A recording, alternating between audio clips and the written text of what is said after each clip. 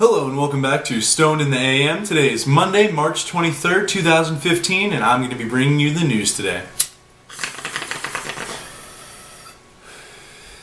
So the first thing in the news is that scientists have recently discovered that stars give off a form of sound waves. Now, what's interesting about this is that they were basically just shooting laser beams at stars, as scientists are wont to do and do oh so prevalently. Well, anyway, they were shooting their laser beams at stars and found out that sometimes the stars were re-emitting some sound or some distortion into the laser. Now, they discovered via this process that some stars emit a super high frequency sound wave that can only be registered with technology that we have currently. It cannot be registered by any organic life form on Earth. So that's interesting. That could possibly mean that in the future we could have some sort of star sound recognition system to tell what elements are in a star and what is going on with that star based on sound alone. Pretty interesting stuff. Kind of cool. Interesting just to see a different way for people to be observing phenomenon in space.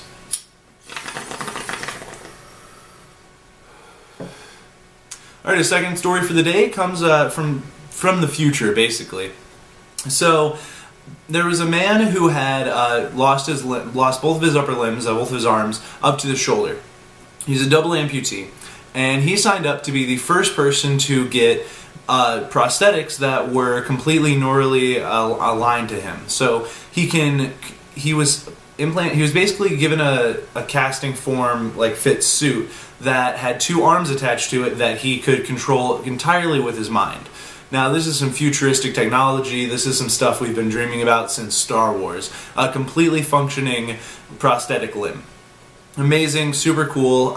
Basically, he has complete control over both arms from just his mind, but he can only activate like one axis at a time. So, like from the shoulder, he'd have to move the shoulder first, then his elbow, then his hand to grab something. But it's still two more arms than he had a minute ago, before this process, and it's amazing to see just the way we're able to help people with prosthetics these days, just because our technology has advanced to such a great place.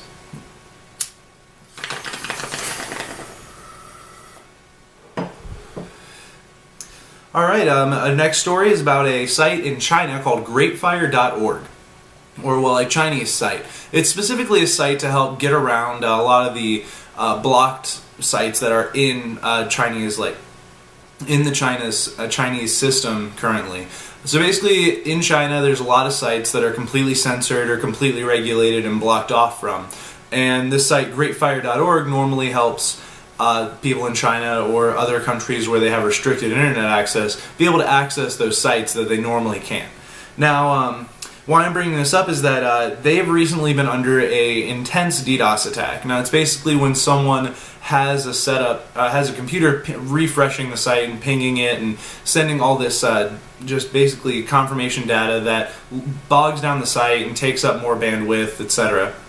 And normally it gets a lot of problems, but after a recent post in the Wall Street Journal, they have more than 25,000 times the amount of normal DDoS pings than they normally do. So currently there's 2.6 billion requests per hour, making that site completely immobile and just kind of ruining it for everything possible. So basically the idea here that could possibly have sparked the whole DDoS attack thing is the Wall Street Journal posting, basically just releasing an article about greatfire.org and what it does. And so we see some sort of increase attack on them. And it could be from the Chinese government, it could be from pretty much anything. But it's sad to see that a site that's actually trying to help people get past the censorship bullshit that exists in the system today is trying to be taken down by some force just with intense power. And they said currently with the just amount of requests they're getting, it's going to cost about $30,000 just to keep the site online in general. And so that's just depressing overall.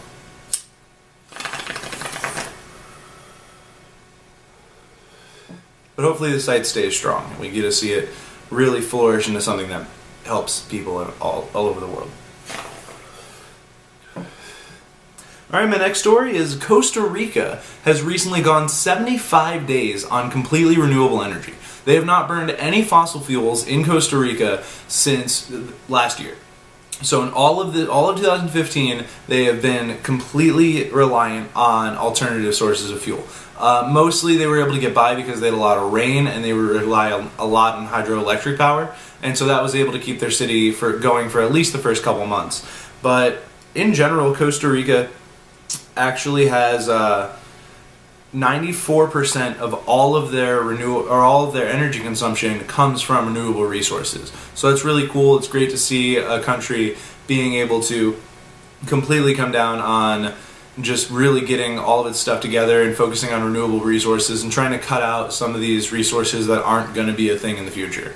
I mean, I know we're seeing a lot of wind power and we're seeing a lot of hydroelectric dams go up, but it's just cool to see all this stuff so that we can hopefully not run out of fuel for the future.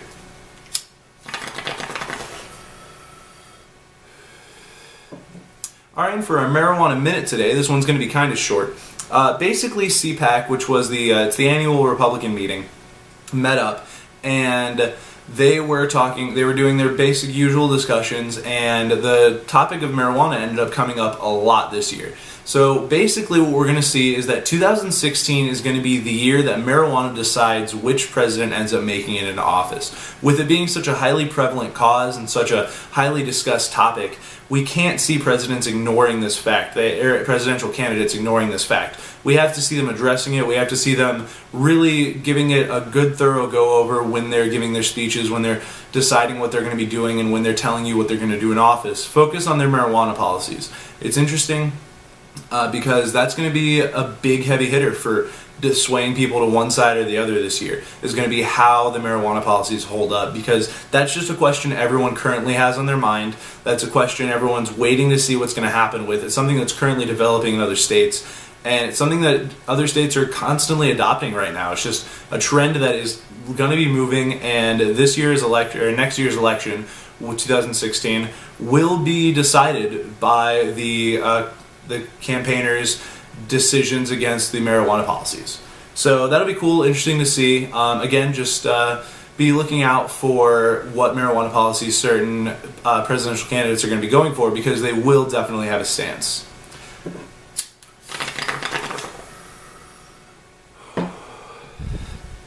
Alright guys, that's been it for today's Stoned in the AM. Thanks for watching, and as always, I will see you in the AM. Bye.